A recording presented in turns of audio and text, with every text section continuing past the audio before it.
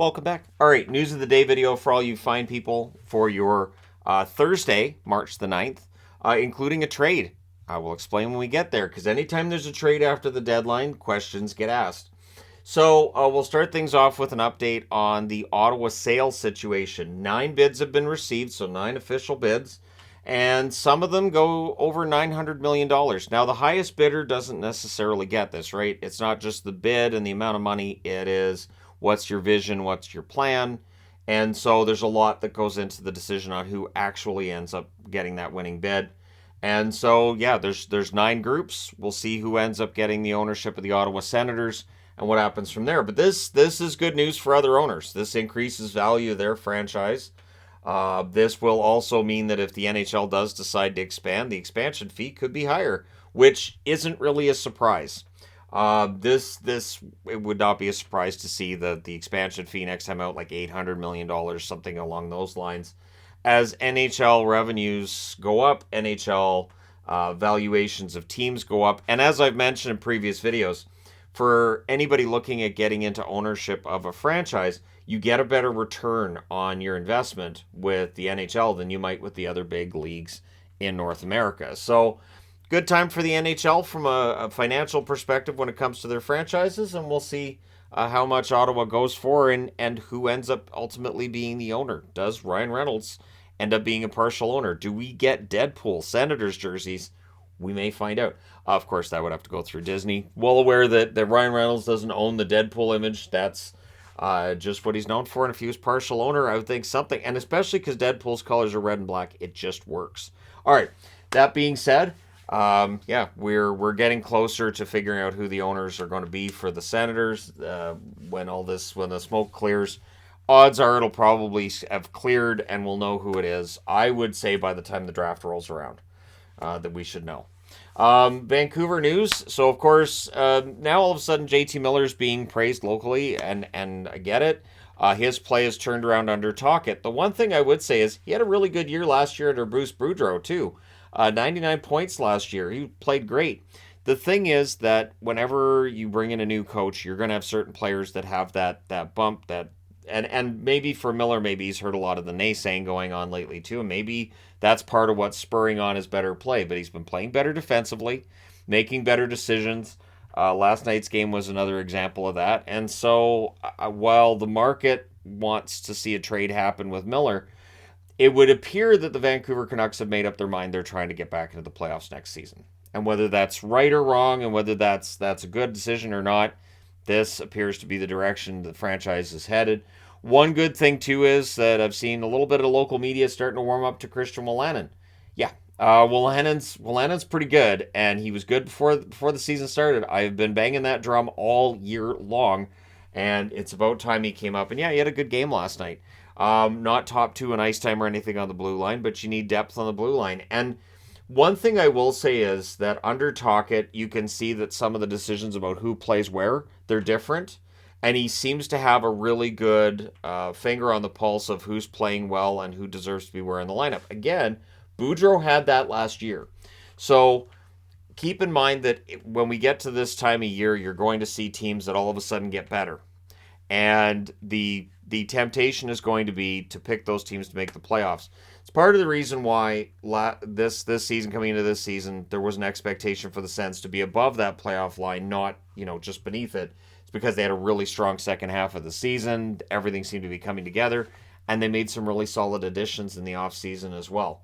So for Vancouver, I would expect that they move out some money. They probably are going to do their best to stay in the hunt for a playoff spot next season. And I think the plan is to try to, get above that playoff line next year. We can all discuss the long-term ramifications of approaching it that way, but for right now, yeah, they're playing well enough. And next season's going to tell us how much shelf life Tocchet could have as the coach. Because again, Boudreau, after he took over last year, everything clicked. It all worked. Evander Kane returns tonight against the Boston Bruins for the Edmonton Oilers. So for Kane being out of the lineup since I think it said February 17th, the Oilers have done well without him in the lineup. The Oilers, though, getting him back, they will be quite happy to have him back in the lineup.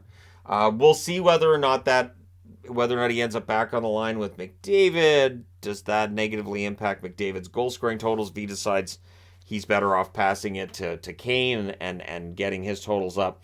So we'll see. One thing with McDavid, he's having a tremendous season this year as a goal scorer. He could do this any year. He has just been a pass-first kind of player in many cases, and right now he's deciding to take those shots. So again, with Kane coming back, that might change a little bit, but it really does depend on which line he ends up on, and it gives the Oilers some other options, right? So all the best to them with that. Kaprizov, of course, got hurt last night in a hit that Minnesota fans didn't like. There were a lot of fans didn't like it. I've watched the hit many times over. I understand the upset. I look at almost a foot's difference between the two players, and it was awkward. And Logan Stanley, it was awkward, and I saw what he said after the game as well. And at this point, the status for Kaprizov is unknown. We'll probably have some better idea later in the day or maybe tomorrow what's going on with Kaprizov, because they don't play tonight. And then as far as any kind of safety issue with Stanley in the NHL, there's been no word of a fine or anything. It doesn't mean it's not coming. There was a fine announced after the news video went up yesterday, which is not on the board, but there is one that is on the board. But at any rate, we'll see if Department of Player Safety does anything. I don't know that there's any. I know people are going to say, well, this is the second hit in 4 games that's been questionable from Stanley. I get where people are coming from. I just didn't see premeditation in that. And to me, it just looked awkward. It's one of those things where if I saw that happen in a game that we have Street Hockey, what was that? What were you doing? What in the world? So that's more of how I read it. But again, we'll see if Department of Player Safety decides to take any action or not. I would think if it was going to be a suspension, we'd already know. They usually get the suspensions out of the way. The hearings announced pretty early in the day, so there hasn't been anything from there as of yet. PierreLuc Dubois is going to miss the start of the road trip for Winnipeg, upper body injury. It doesn't say he's going to miss the whole road trip, but this road trip's a tough one. This is the biggest road trip of the season for the Winnipeg Jets. It's not even close. They go through Florida, Tampa, Carolina. That's tough, and then they come home and play against Boston. So this is a road trip that's hurt a lot of teams this year. Winnipeg needs some wins. They need them now. Dubois had a good season. They're absolutely going to miss him. And for a team that's had struggles with scoring goals through a lot of their games recently, losing Dubois absolutely hurts them on that level too. David Quinn yesterday was fined. And this is the interesting thing, is that they fined him $25,000 for the ejection in the game against the Capitals. That was a while back now. I even saw during the last San Jose game, they were talking about it and saying they were surprised Quinn didn't get fined. Maybe the NHL was watching that game feed and went, oh, we forgot to fine him. Right, yeah, all right. So he was ejected. He's fined for verbal abuse of officials. I have seen a lot of verbal abuse of officials over the time I've run this channel and prior to that. I've always wondered, where's that line? Because there's times that a coach will just absolutely berate the officials and nothing happens. And then there's other times where, in this case, coach gets kicked out and now there's a fine. So the line's there, I guess, but don't keep throwing that referee at the San Jose Sharks, because David Quinn clearly doesn't like that. And so we'll see. I believe it's Gord Dwyer, right? I don't think Gord Dwyer and San Jose mix right now. I think that needs to cool down a bit. So we'll see if the referee schedule changes as a result of Quinn's clear dislike for Gord Dwyer and the decisions made, and that showed in their last game as well. So a trade being made. The Arizona Coyotes pick up Steven Kampfer from Detroit for future considerations. You can make trades after the deadline. Players acquired after the deadline can play for your team. They cannot play in the playoffs. Anybody that you acquire that is going to play for your team in the playoffs has to be acquired by the trade deadline. So you can still make trades. Teams can still make trades. One that I use often as an example is Boston picked up Marty Turco after the trade deadline. Turco played for them down the stretch, could not appear for them in the postseason. And honestly, I thought he played well enough considering circumstances. And he could not play in the postseason for them. Speaking of Boston, I guess this is a good segue, and I wasn't even thinking of it when I mentioned it. But the Bruins can become the fastest team to 50 wins in NHL history with a win tonight.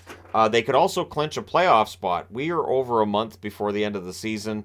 And so if the Bruins clinch a playoff spot and they get to 50 wins, I would say anytime over the next couple weeks, we could start seeing guys get rested who are banged up, bruised up. We could start seeing Boston's lineup a little bit weaker as a result.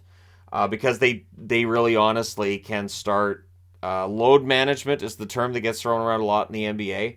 I don't know that that's ever going to be a term in the NHL. Not with skaters. With goaltenders, sure, but with skaters, shouldn't be. But we may see some guys coming out of the lineup a little bit here and there. Maybe veterans like Bergeron, like Krejci, just to make sure they're rested and they're good for the playoffs. Which could affect whether or not they reach these record milestones that they're looking at, and just how tough it is for teams to beat them after they've got all this salted away. They may not be that team you're really, really scared of because they've already got everything all figured out. They're just waiting for the playoffs. And so we might see more losses for Boston take place once they've got everything clinched. I would not be entirely surprised to see that take place. Boston's been here before. They've definitely won President's Trophies before. They've won, I think, 3 of them. And they usually do well when they win the President's Trophy. They've never won a Stanley Cup when they've won a President's Trophy, though. So they're looking to change that this year. And if they rest a guy here and there down the stretch, and if they feel that gives them a better opportunity, that could happen. Rick Westhead. So Rick Westhead was the one that broke the story on the GTHL. And in reporting on this, apparently what's happened now is other parents have reached out with their stories of minor hockey. So he didn't say GTHL. What he said was other minor hockey stories. So the kind of issues we've seen in the GTHL, which is parents buying their player ice time, buying some sort of a share of the team where they can decide who is or isn't coaching, and just some of the shady dealings when it comes to money that comes into the league and money that gets spent and all of that. Apparently, it may not just be in the GTHL, which shouldn't surprise anybody. So this is something that may end up being a lot bigger. I speculated that, I do believe, when we started looking at this a few days back. And so a new report is on the way, according to Rick Westhead, which normally is something that doesn't turn out well for people who are the subject of said report. So we'll see what he says. We'll see where else there might be some issues. But I think when it comes to hockey, and this should just be the general rule with sports, the players that get the ice time in hockey should be the best players. I don't care what level it is. Now, there are some non-competitive areas as well, and you don't want to make it so that, a 7 or an 8-year-old feels like they're fourth liner, they're not very good. And you want to make sure that there's still some fairness to this, but you should also be cultivating those star players, and it shouldn't matter whose parents, or who the parents of these kids are, how much money's been given to the team. None of that should matter. A coach should be making decisions based on what's best for the players and what's best for the team, not what's best for the pocketbooks. So if that's happening in other parts of the country, odds are that's about to be reported on, and I will be here to report on that as well, if/when that takes place. So let me know your thoughts in the comments section below, as always. And I know I've seen people, and even, I was talking to my wife about it, and she said, well, of course that'd be there. And I said, yeah, but hasn't really been reported on or dug into, and here we are. So there are definitely going to be people watching this video, watch this channel, or like, oh, I've got stories. I'm sure you do. Report them to Rick Westhead. And yeah, so let me know your thoughts in the comments section below, as always. Don't forget to hit like and subscribe if you're browsing your way through, you just happened upon this video. Thank you guys so much for watching, for all your support. I will talk to you again soon.